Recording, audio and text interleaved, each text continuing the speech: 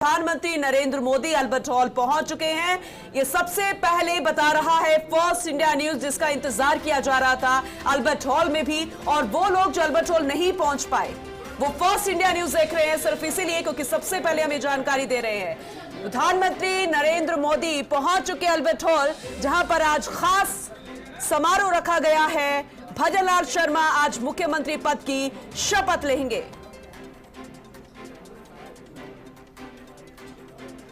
तो PM Modi Albert hall पहुंच चुके हैं। नवनिर्वाचित सरकार का शपथ ग्रहण समारोह, जिसमें साक्षी बनेंगे प्रधानमंत्री नरेंद्र मोदी से लेकर तमाम दिग्गज और तमाम भारतीय जनता पार्टी का एक आम कार्यकर्ता भी, प्रदेश की जनता भी जो दूर दूर से यहां पर पहुंची है सिर्फ इस पल को हमेशा के लिए अपने जहर में कैद करने के लिए, क्योंकि आज जन्मदिन है भजनलाल शर्मा का।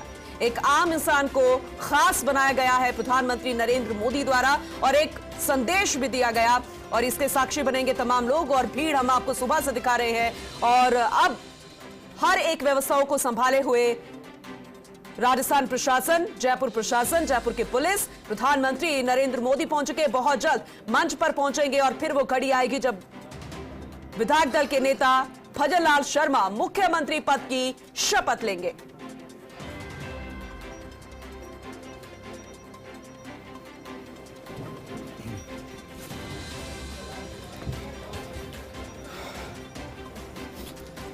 ये तस्वीरें इतिहास रचने वाली हैं और इतिहास का वो हिस्सा बनने वाली हैं जिनमें अमिट अक्षरों में लिख दिया जाएगा कि एक सामान्य सा कार्यकर्ता किस तरीके से सिंहासन पर विराजित होते हैं, और जब वो सिंहासन पर विराजित होते हैं तो उनके साक्षी पार्टी के तमाम वो नेता होते हैं जिनको एक बार देख पाना एक कार्यकर्ता के लिए मानो सपने के पूरे होने जैसा है। अल्बर्ट हॉल की तरफ बढ़ता हुआ प्रधानमंत्री मोदी का वो काफिला जिसका इंतजार किया जा रहा था, और वो इंतजार अब धीरे धीरे खत्म होता हुआ, क्योंकि जिनको हम नवनिर्वाचित मुख्यमंत्री कह रहे हैं वो संवैधानिक शपथ लेकर राजस्थान के मुख्यमंत्री होंगे। और उसके बाद फिर वो सपने के साकार होने की शुरुआत होगी जो राजस्थान ने देखा और जिसके साथ राजस्थान में कमल को खिलाया गया। पंकज जी, सवाल आपसे, सवाल यह कि मुख्यमंत्री शपथ लेते हैं और उसके बाद जो पहला सिग्नेचर करते हैं वो अपने शपथ पत्र पर करते हैं और दूसरा सिग्नेचर एक व्यवस्था के लिए करते हैं। आपको लग रहा है बीजेपी के अंदर ये एक्सरसाइज हो चुकी होगी कि पहला जो व्यवस्था के लिए हस्ताक्षर होना है वो किस लिए होना है? देखिए, दो शपथ मुख्यमंत्री को लेनी होती है, एक पद की और एक गोपनीयता की। उन शपथ के बाद जो हस्ताक्षर होते हैं वो पद के लिए, पद लेने के लिए, और जो हैंडओवर टेक ओवर होता है उसके हस्ताक्षर होते हैं। लेकिन जो आप सवाल करना चाह रहे हैं वो बहुत ही महत्वपूर्ण है, और उसका जवाब मुझको लगता है कि प्रदेश का हर व्यक्ति जानना चाहता है कि मंत्रिमंडल का क्या होने वाला है और कौन से विभाग किसको मिलने वाले हैं। तो ये अभी हाल फिलहाल में ऐसा लग रहा है कि अंदर खाने में जरूर ये एक्सरसाइज है, लेकिन अभी ये बहुत जल्द बाहर आती हुई दिखाई नहीं दे रही है कि किसको किस तरह का विभाग मिलने वाला है। अभी जो मुख्य रूप से जो तैयारी है वो मुख्यमंत्री के बाद मुख्यमंत्री कैबिनेट बैठक लेंगे, सीएम अपने जो सीएम कार्यालय में औपचारिक रूप से वहां जाएंगे, कुर्सी पर बैठेंगे। लेकिन कुछ अफसरों की भी नियुक्ति सीएमओ में होगी, लेकिन मंत्रिमंडल को लेकर हाल फिलहाल जो कवायद है वो अंदर खाने में ही रहने वाली है। अभी जल्दी ये मानिए कि 5-7 दिन तक इस तरह का कोई आपको किसी तरह का कोई आपको आदेश निकलता हुआ दिखाई नहीं देगा। हाँ, लेकिन जो दो उप मुख्यमंत्री बनाए गए हैं इनके विभागों का बंटवारा संभवतः 1-2 दिन में जो है मुख्यमंत्री भजनलाल कर सकते हैं। नरेश जी, मुख्यमंत्री की शपथ लेने के बाद सचिवालय जाएंगे? देखिए, मुझे लगता है पहले एयरपोर्ट जाएंगे। प्रधानमंत्री नरेंद्र मोदी जब आए हैं तो उनको विदा करने के लिए, तमाम अतिथियों को विदा करने के लिए, उसके बाद सीएमओ पहुंचेंगे। और सीएमओ में जो आपने कही कि हस्ताक्षर से पहला फैसला क्या होगा, तो देखिए हम सिर्फ आकलन कर सकते हैं, हम अनुमान लगा सकते हैं कि फैसले शायद उन्हीं में से होंगे जो प्रमुख वादे किए गए थे।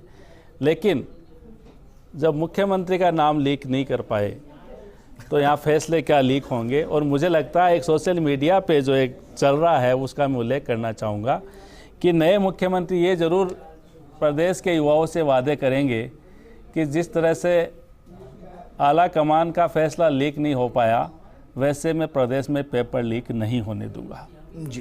प्रदेश के युवा ये जरूर चाहते होंगे। तो ऐसे ही कुछ फैसले होने की उम्मीद है। जो प्रमुख रूप से घोषणाएं की गई थी, चाहे महिलाओं के लिए है, युवाओं के लिए है, सुरक्षा के लिए है, युवाओं को रोजगार देने के लिए है, पेपर लीक को रोकने की SIT की बात हो, चाहे गैस सिलेंडर की बात हो, और जो कुछ देर पहले लक्ष्मण ने की थी कि क्या पेट्रोल डीजल उसकी कीमत भी कम की जाएगी, क्या जो सरकार की तरफ से जो टैक्स होता है उसको कम किया जाएगा, ताकि प्रदेश के जो पड़ोसी है वहाँ से पेट्रोल डीजल गाड़ी में भराना ना पड़े। और इन ये तमाम चीजों नरेश जी, वैसे भी ये प्रधानमंत्री मोदी के साथ जुड़ती है घोषणा, क्योंकि ये प्रधानमंत्री मोदी ने कहा था कि यहाँ पर बहुत ज्यादा महंगा पेट्रोल डीजल है, हमारी सरकार आई तो राहत मिलेगी। और मैं इसलिए भी कह रहा हूं क्योंकि ARCP का आपको ध्यान होगा, उन्होंने इशारों में ही कहा था कि भाई हम समीक्षा करेंगे, लेकिन कांग्रेस ने उसको जमकर भुनाया था। अब अगर पेट्रोल डीजल पर जल्द फैसले नहीं होंगे तो फिर उसको लेकर भी सवाल उठेंगे। लेकिन तस्वीर आपको दिखा रहे, मंच की तस्वीरें हैं, JP नड्डा मंच पर, अमित शाह मंच पर, और ये वो तस्वीर जो अपने आप में राजस्थान को परिलक्षित करती है। JP नड्डा पहुंच चुके हैं, राजनाथ सिंह पहुंच चुके हैं, नितिन गडकरी पहुंच चुके हैं, अमित शाह पहुंच चुके हैं, और ये पूरी बीजेपी है, क्योंकि वर्तमान बीजेपी इन्हीं चेहरों के इर्द गिर्द घूमती है। और जिस तरीके से इन चेहरों के इर्द गिर्द बीजेपी का घूमना शुरू हुआ, मानो हिंदुस्तान के अंदर कमल का खिलना शुरू हुआ। लक्ष्मण, क्योंकि एक रणनीति होती है, हर पार्टी एक रणनीति होती है, और उसमें कुछ चेहरे होते हैं जो सभी को प्रभावित करते हैं। आपको लग रहा है ये जो तस्वीर इस वक्त हम देख रहे हैं, ये तस्वीर एक संदेश है, एक संदेश है कि कोई कहीं का मुख्यमंत्री हो, अगर उसका कोई कार्यक्रम है तो पूरा हिंदुस्तान एक होगा, एकजुटता की तस्वीर पेश करेगा, पार्टी के कार्यकर्ताओं को संदेश देगा। बिल्कुल ठीक कह रहे हैं विजेंद्र, और इसमें एक बात और जोड़ देता हूं मैं, लोकतंत्र की भी सुखद तस्वीर इसलिए कि आप देख रहे हैं पूर्व मुख्यमंत्री अशोक गहलोत भी मौजूद हैं, तो स्वाभाविक तौर पर ये मोदी मैकेनिज्म इस तरह से देखिएगा कि तमाम बड़े नेताओं को साथ लेकर प्रधानमंत्री मोदी जिस तरह से शपथ ग्रहण समारोह में जा रहे हैं, मुझे लगता है ये अपने आप में संदेश तो है ही जो आप कह रहे हैं, लेकिन साथ ही साथ मैं जोड़ना चाहूंगा जो नरेश जी कह रहे थे कि सबसे बड़ा जो सवाल है कि प्रधानमंत्री मोदी भाषण जो देंगे वो देंगे, मुख्यमंत्री जो आपने जो कहा कि जो साइन सिग्नेचर करेंगे, दूसरा सिग्नेचर क्या होगा। मैं आपको बताऊं कि कांग्रेस के ट्विटर हैंडल उठा के देखेंगे, कांग्रेस के नेताओं के, चाहे संयम लोढ़ा हो या दूसरे नेता हो, वो लगातार इस बात को अभी से बार बार रेखांकित कर रहे हैं कि क्या पेट्रोल डीजल सस्ता होगा। तो मुझे लगता है इस पर सबसे ज्यादा नजर रहने वाली है।